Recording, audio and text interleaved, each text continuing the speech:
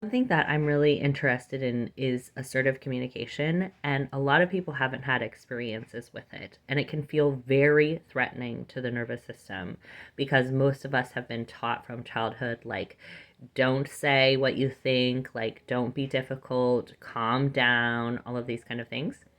So when we're first starting to explore assertive communication, I have two thoughts about that. One is it's really something that we're not modeled or trained in. So studying it is really important because it's for most of us something we're totally unfamiliar with. We never learned it. We never saw it modeled. And there's no movies or books or songs about it. So my favorite resource for studying it is called How to Be an Adult by David Richo, Richo.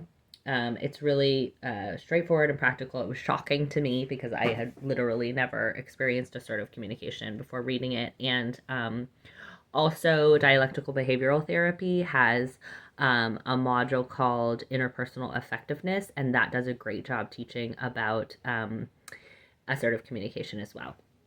So, the first thing is we need to study it. And when we're studying something, we're going to expect that we're going to begin to practice it without being good at it yet. So, when we are learning something new, we are not expecting ourselves to be good at it, and we are going to practice it instead of trying to like use assertive communication. We're going to practice assertive communication, which implies we're going to do probably a poor job of it for a while. Okay, so that's the first thing.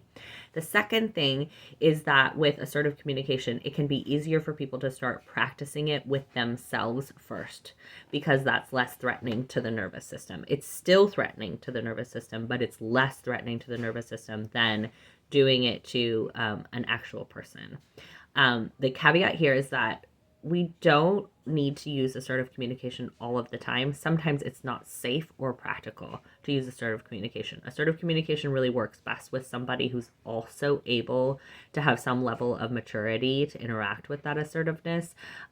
For some people, especially those people, however you want to call it, who are emotionally immature or maybe have narcissistic characteristics, assertive communication can be quite dangerous. So you don't want to use it in those circumstances. You're going to just do your best to take care of yourself.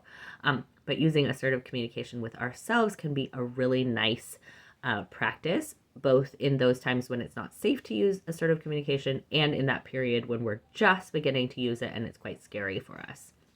So, examples of how to use assertive communication with yourself are to have some self dialogue that's very assertive and honest. Okay.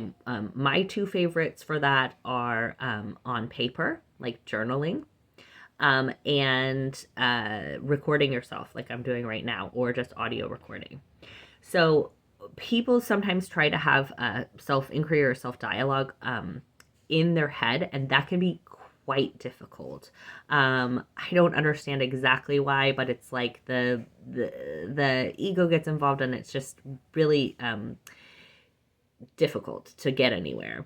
When you're on paper or when you're recording, there's a witness there who co-regulates with you, and it can be very helpful. So, journal speak is one of my favorite journaling styles. And it's where you're brutally honest. The work of Byron Katie is also a great place to do this, also on paper, not in your head. And then making a video where you're talking through what's going on is awesome too. So you might start with just victim eventing, okay, which is how you start on the work of Byron Katie and how you start with journal speak as well. So you've got a situation, you feel that mobilization, that sympathetic rise up, you're feeling really irritable or frustrated or angry, you're scared to address it. Okay, so let's say somebody I don't know, what's an example? Let's say somebody borrows something of mine and then they like ruin it. Okay, they borrow my sweater and then they get a whole tear in the sweater. Okay, and I'm like, oh, I'm so mad, and I'm saying to them like, oh, it's totally okay, it's no problem. Okay, so the first thing that I would do is I would go onto my paper or onto my recording, and I'd be like, I just totally lied to that person because I was scared to be honest, and I masked in this like totally passive way, like, oh, it's great, no problem. I didn't mean it. It's totally a problem. That's my favorite sweater. I'm pissed because I don't feel like I have the money to buy a new sweater. How dare they? They didn't even offer to fix it. Like, I don't think they're actually a good friend anyways, right? And I'm going to say all of my pissy stuff. Then I'm going to take the time to be like, okay, what am I really upset about? Like, is this a track record with this friend? Is this like something that consistently this friend does? Okay, probably I need to take a look at what I'm doing, loaning shit to people who are consistently not taking care of it. That's on me. That's assertive, right? Assertive is not, you shouldn't have messed up my sweater. Assertive is, I realize that you have given me many examples of messing up my stuff. I'm not going to be loaning you things anymore. And I don't need to say that to them. I can make that decision within myself. And next time they ask, the assertive communication would be, oh, you know what? Nope, I'm not loaning that sweater out. Not, I'm not going to loan it out because you ruined it last time, right? That's passive aggressive. And not, oh, you know what? I don't know where that sweater is, right? Because that's just lying. A lot of people communicate with a lot more lies than they would realize.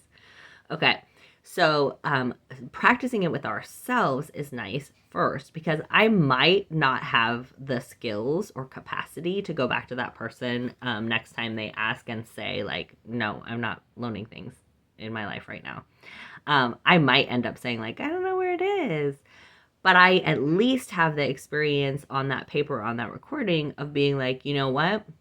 I need to not loan my stuff out to that friend anymore. That doesn't make sense. They haven't given me a good reason to continue doing that, and it's making me frustrated, and I don't need to do that anymore. Or writing down, like, this is what I'd like to say to this friend can be really nice. And even writing a letter to the person that you want to practice assertive communication with, but you don't have the capacity to yet, and write them a whole letter and then don't send it. That is really another really great way to practice assertive communication before you're feeling like you're safe enough or have the capacity to do it in real time. Okay, love you, love you.